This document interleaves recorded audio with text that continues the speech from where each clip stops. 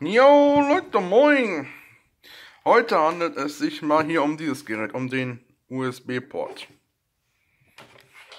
Ja, sind alle für Geräte, alle. Ja. Dann zeige ich euch einmal, ob der auch funktioniert.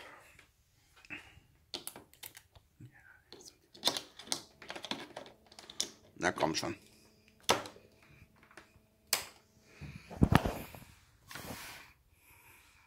Strom hat er schon mal. Dann nehme ich jetzt den Adapter hier. USB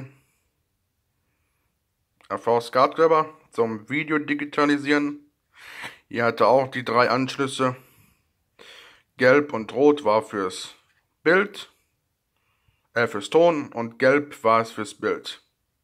Und S-Videos kann man anschließen. Das nur nebenbei. Ja. Und jetzt zeige ich euch das mal. USB hier rein. Und den Micro-USB mit einer Hand reinzukriegen, ich sag euch, das ist scheiße.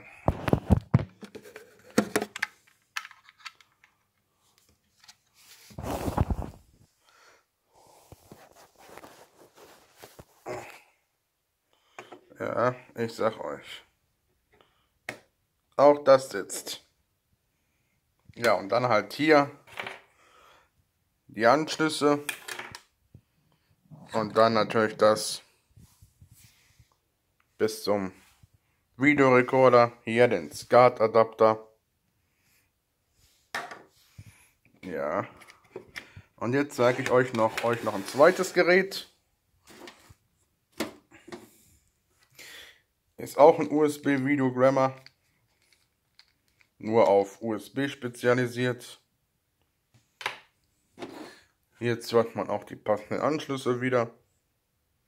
Ja.